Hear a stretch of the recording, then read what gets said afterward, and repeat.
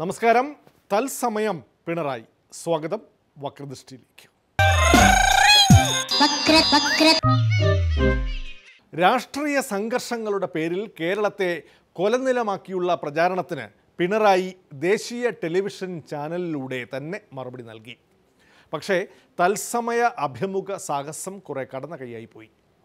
എഴുതി തയ്യാറാക്കിയ ഇംഗ്ലീഷ് പ്രസംഗം നേരിട്ടും പ്രധാനമന്ത്രി ചെയ്യുന്നത് പോലെ ടെലിപ്രോംപ്റ്റർ ഉപയോഗിച്ചും നടത്തുന്നതിൽ അഭംഗിയില്ല. പിണറായിയുടെ തത്സമയ അഭിമുഖം കണ്ടവർക്ക് കാര്യം പിടികിട്ടി. ചോദ്യങ്ങളെല്ലാം നേരത്തെ നൽകി, നേരത്തെ നിശ്ചയിച്ച ക്രമത്തിൽ അവതാരക ചോദ്യങ്ങൾ ഉന്നയിക്കുന്നു. ചോദ്യങ്ങളുടെ ക്രമത്തിൽ എഴുതി തയ്യാറാക്കിയ മറുപടി പിണറായി വായിക്കുന്നു. ചോദ്യകർത്താവ് വ്യതിചലിച്ച് ചോദിക്കാതെ മര്യാദ കാട്ടിയതുകൊണ്ട് അഭിമുഖം പാളം തെറ്റിയില്ല. ഇംഗ്ലീഷ് പ്രാവീണ്യം ഇല്ലാത്തതിനാൽ അരുൺ ജെയ്റ്റ്ലിയുടെ മിടുക്ക് പിണറായിക്ക് ഇല്ല എന്നൊന്നുമല്ല പറഞ്ഞു വരുന്നത്. പ്രധാനമന്ത്രി നരേന്ദ്രമോദി ലോക നേതാക്കളോടുള്ള കൂടിക്കാഴ്ചയിൽ പോലും ഹിന്ദിയാണ് ഉപയോഗിക്കുന്നത്. പരിഭാഷകരുടെ സഹായത്തോടെ സ്വന്തം ഭാഷയിൽ ആശയവിനിമയം നടത്തുന്നതിൽ അഭിമാനിക്കുന്നവരാണ് പല ലോക നേതാക്കളും. പിണറായി ചാനൽ അവതാരകയുടെ ചോദ്യം കേട്ട് മലയാളത്തിൽ മറുപടി പറയണമായിരുന്നു. ഇംഗ്ലീഷിൽ പരിഭാഷ ചാനൽ എഴുതി കാണിക്കും. അതായിരുന്നു ഈ നോക്കി വായനയേക്കാൾ നല്ലത്.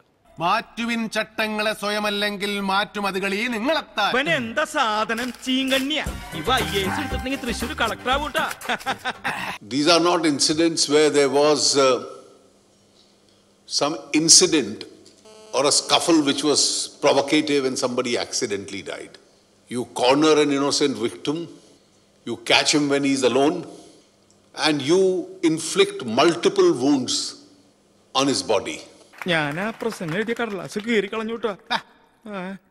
The kind of wounds inflicted on Rajesh ഇംഗ്ലീഷിലേക്ക് നീ പേടിക്കുന്നു വേണ്ടട്ടാ. ഇംഗ്ലണ്ടിലെ ധർമ്മക്കാർ വരെ ഇംഗ്ലീഷാ പറയാ. would have even embarrassed the terrorists. That is the cruelty and enormity of the barbaric nature in which this violence has taken place. ഇതവൻ കൊണ്ടുപോയിട്ടാ education education. That every time the LDF is in power, അവനിപ്പോ എന്താ നിന്നെ കുറിച്ച് പറഞ്ഞേ? or the political violence in Kerala had taken place in any BJP or NDA ruled state. ഇതങ്ങനെ കേരള ലെവലിൽ ചിന്തിച്ചാ പോരാ, കേന്ദ്ര ലെവലിൽ ചിന്തിക്കണം. പറ്റുമോ? Pardon? Law and order is a state subject, sir. Why can't the government of Kerala end this cycle of violence? നിനക്ക് English അറിയോ? അപ്പൊ പദൽ സൊല്ലടാ.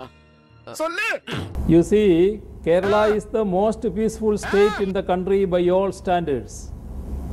All the official authentic data will prove our claim.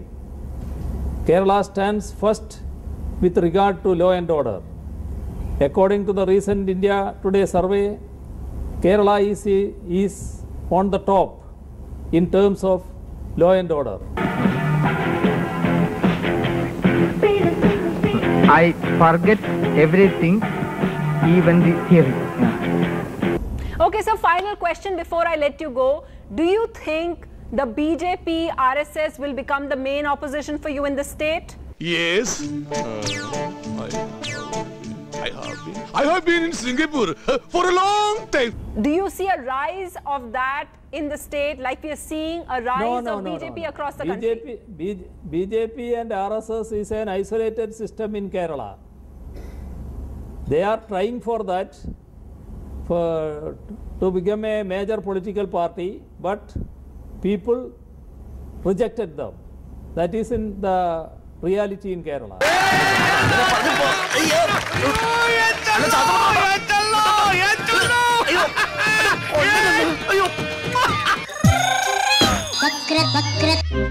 P K Kunhalikutty ദേശീയ രാഷ്ട്രീയത്തിൽ പോകുന്നതോടെ ഡൽഹിയിൽ നരേന്ദ്രമോദി വിറയ്ക്കുമെന്നു വരെ മലപ്പുറം ഉപതെരഞ്ഞെടുപ്പിൽ league അണികൾ പറഞ്ഞിരുന്നു.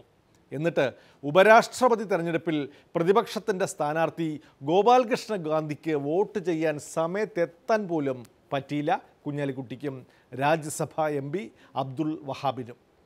തെരഞ്ഞെടുപ്പിന് രാവിലെ കോഴിക്കോട് നിന്ന് തിരിച്ച് മുംബൈ വഴി 5 മണിക്ക് മുമ്പ് ഡൽഹിയിലെത്തി വോട്ട് ചെയ്യാനായിരുന്നു പ്ലാൻ.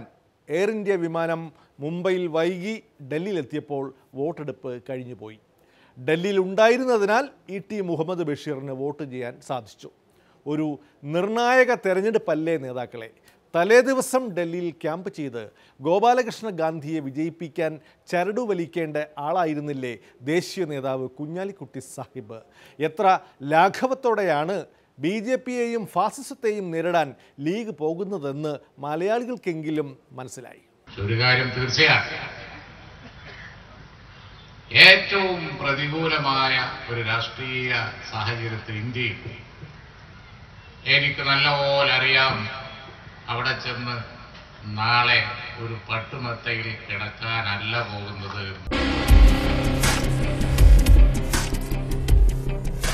ഏതാടാവൻ? കുഞ്ഞാപ്പ പോണം എന്ന് തങ്ങൾ പറഞ്ഞാൽ ഞാൻ പോയിരിക്കും, യാതൊരു സംശയവും.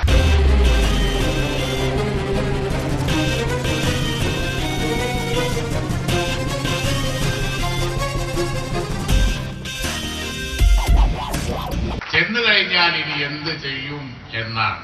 അത് ചെന്നതിന് ശേഷം വിമർശകർക്ക് കാണാം. മക്കളെ, അതാ സവാട്ടിയുടെ കോളനിയാ, സൂക്ഷിക്കണം. അല്ലോ വേണ്ട മോനെ, ആ കോളനിയിലെ പിള്ളേരെല്ലാം ഇടക്ക് പിള്ളേരാ. ഇതിന് പ്രതികാരം ചെയ്തിട്ട് ഞങ്ങൾ തിരിച്ചു വരും.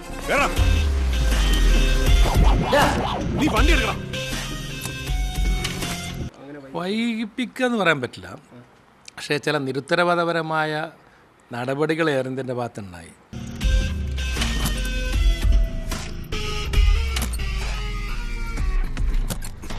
ഒന്ന്, ഞങ്ങൾ രാവിലെ 7:30 അവിടുന്ന് എയർക്രാഫ്റ്റ് കാലിക്കറ്റിൽ നിന്ന് പോന്നു.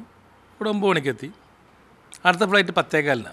ഞങ്ങൾ ബാഗേജ് ഒന്നും ഇല്ലാത്തതുകൊണ്ട് കയറാൻ ബുദ്ധിമുട്ടൊന്നുമില്ല. പക്ഷേ ഞങ്ങൾ എത്തിയപ്പോൾ പറഞ്ഞു 10:15 എന്നുള്ളത് 11:15 ആക്കിയിട്ടുണ്ട്. ഒന്നിറങ്ങിയടാ, ഒന്നിറങ്ങാൻ.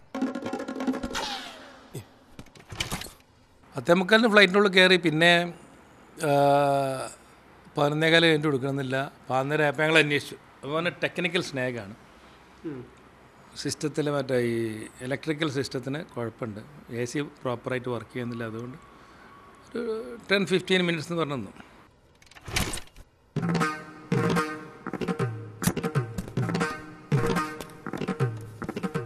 അപ്പോൾ 1 മണിക്ക് വേറെ ജെറ്റ് ഫ്ലൈറ്റ് ഉണ്ട് ഡൽഹിക്ക്. ഞങ്ങൾ പറഞ്ഞാൽ അതിൽ ഞങ്ങൾ പോയിക്കോളാം, ഞങ്ങൾ ഇവിടുന്ന് ഇറക്കി വിട്ടെന്നാൽ മതി, അടുത്ത ഫ്ലൈറ്റിന് ജെറ്റിന് പോരാന്ന് പറഞ്ഞു. ഞങ്ങൾക്ക് ബോട്ട് ചെയ്യാനുള്ളതാണ്. അപ്പോൾ അവർ പറഞ്ഞു ഇല്ല, അതിന് മുമ്പായിട്ട് ഞങ്ങൾ പോകുമെന്ന് പറഞ്ഞു.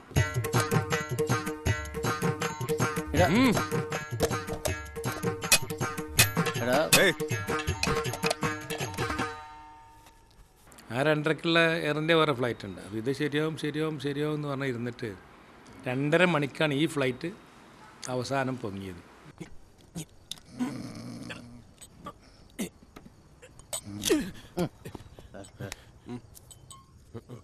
ഇവിടെ 4:30 എത്തി. പാർക്കിങ് ഒക്കെ കഴിഞ്ഞ് ഈ എയറോ ബ്രിഡ്ജ് വരുന്നില്ല. എയറോ ബ്രിഡ്ജിൽ ആൾ ഓപ്പറേറ്റ് ചെയ്യാൻ ആളില്ലെന്നോ എന്തോ പറഞ്ഞിട്ട് കുറേ നേരം കാത്തുന്ന അവസാനം പുറത്തു കൂടെ ഇറങ്ങി.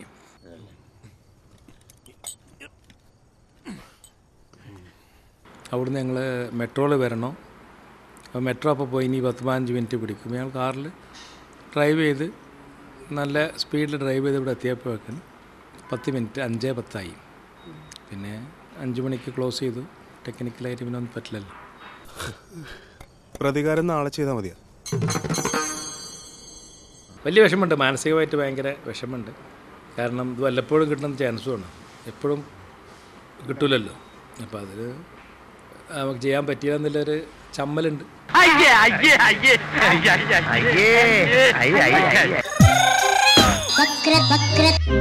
കണ്ണൂരിൽ കേന്ദ്രസേന ഇറങ്ങും എന്ന് കേന്ദ്രം ഭീഷണിപ്പെടുത്തിയത് യാഥാർത്ഥ്യമായിരിക്കുന്നു.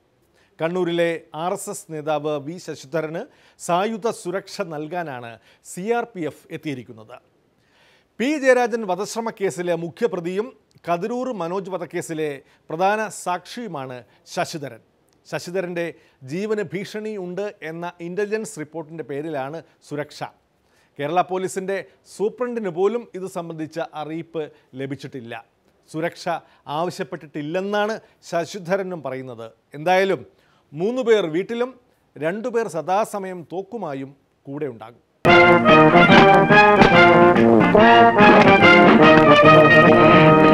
എന്തൊക്കെയാണ് ഇത്? ഇതൊക്കെ സുരക്ഷാ ഏർപ്പാടുകളുടെ ഭാഗമല്ലേ?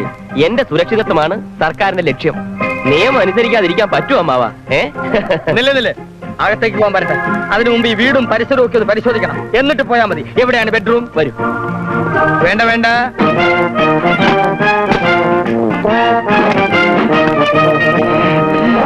നാളെ മുതൽ ഞാൻ എഴുന്നേൽക്കുന്നതിന് മുമ്പ് രണ്ടുപേരും യൂണിഫോം ഇട്ട് റെഡി ആയിന്നോണം. ഓക്കെ?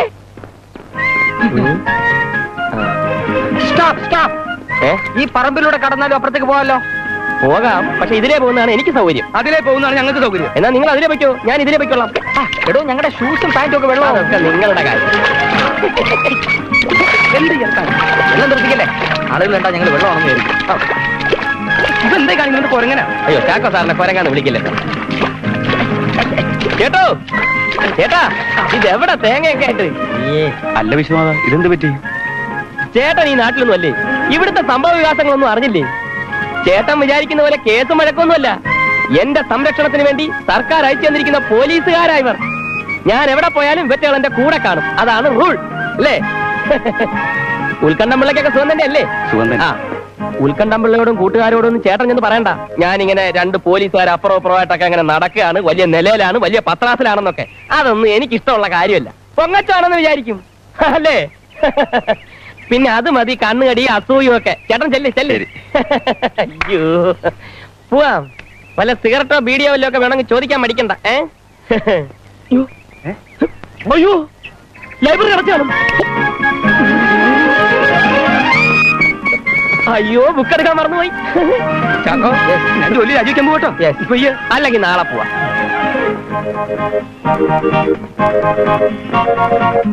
അയ്യോ, വേറൊരു കാര്യം മറന്നുപോയി. അയ്യോ, സ്റ്റോപ്പ്. എന്താ ഇത്? കുറച്ചുകൂടെ നടക്കുക, പിന്നെ പെട്ടെന്ന് ഓടുക, പെട്ടെന്ന് നിൽക്കുക. നടപ്പിന്റെ വേഗതയും ദൂരവും കൃത്യമായി ഞങ്ങളെ മുൻകൂട്ടി അറിയിച്ചിരിക്കണം. അതൊക്കെ എങ്ങനെ മുൻകൂട്ടി അറിയിക്കാൻ വെക്കുന്നത്? ഞാൻ എവിടെ പോയാലും ശരി എന്റെ കൂടെ നിൽക്കണം എന്നുള്ളതല്ലേ ഡ്യൂട്ടി. Duty is duty. അതെനിക്ക് അറിഞ്ഞൂടെന്ന് വിചാരിച്ചാ? നഖത്ത് മുട്ട് സൂചിയായിട്ട് അണ്ടിച്ചൊക്കെ നേരെയാവില്ല കേട്ടോ. നഖത്തിലല്ല സാറേ.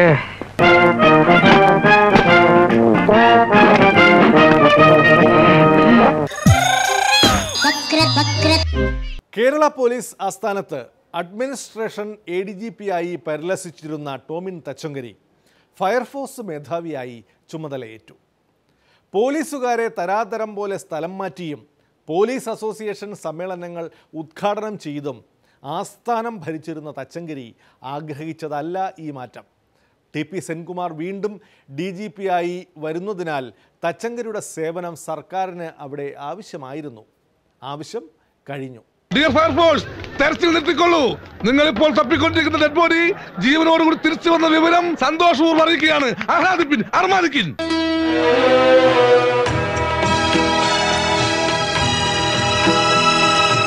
അലയും കാറ്റിൻ ഹൃദയം അരയാ കൊമ്പിൽ തേങ്ങി പൂല പുടവത്തുമ്പിൽ പാടം കണ്ണീരുപ്പി. സന്തോഷമായല്ലോ. താനും തന്റെ പാർട്ടിപ്പെട്ട സകല ഡൂക്ലികളും കാണിച്ചെന്ന എല്ലാവരെയും എന്നാൽ കഴിയുന്ന വിധം ഞാൻ തല്ലി. ഒരളിയനോട് ഇങ്ങനെ തന്നെ വേണം പെരുമാറാൻ. പ്രമോഷൻ, CMന്റെ സെക്യൂരിറ്റി ചീഫ്, എന്തെല്ലാം പ്രലോഭനങ്ങളായിരുന്നു. അലയും കാറ്റിൻ ഹൃദയം അരയാ കൊമ്പിൽ തേങ്ങി. ഫയർഫോഴ്സിന്റെ ഡയറക്ടർ ജനറലായി ചാർജ് എടുക്കുന്നതിൽ എനിക്ക് അതിയായ സന്തോഷമുണ്ട്. പുതിയ ഒരു വകുപ്പ്, പുതിയ പ്രവർത്തന മേഖല, അതും ജനങ്ങളുമായി വളരെ അടുത്ത് ഇടപഴകുന്ന ഒരു വകുപ്പ്.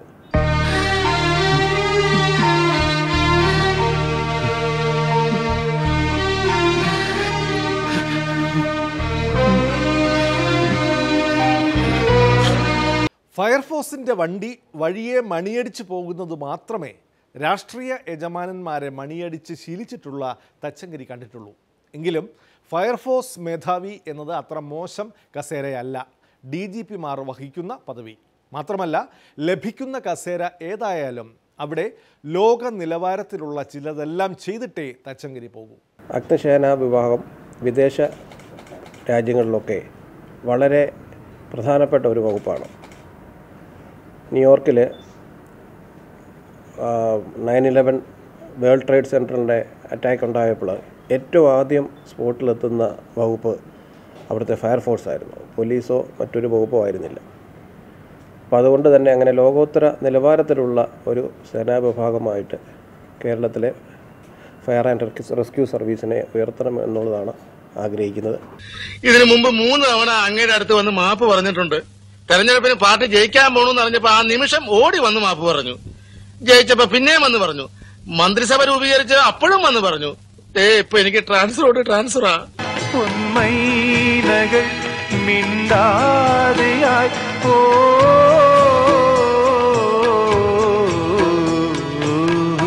കേരളത്തിന്റെ വിരുമാറിലൂടെ നീ ഒരു ഗതി കിട്ടാ പ്രേതം പോലെ ഒഴുകുന്നത് എനിക്ക് കാണണം. പറയാൻ എനിക്ക് അർഹതയില്ല. എന്നാലും എന്നെ രക്ഷിക്കാൻ വല്ലതും ചെയ്യാൻ പറ്റുമെങ്കിൽ ചെയ്യാം. വക്രദൃഷ്ടിയിൽ ഇടവേള. തോമസ് ഐസക്കിന്റെ GST ക്ലാസ്.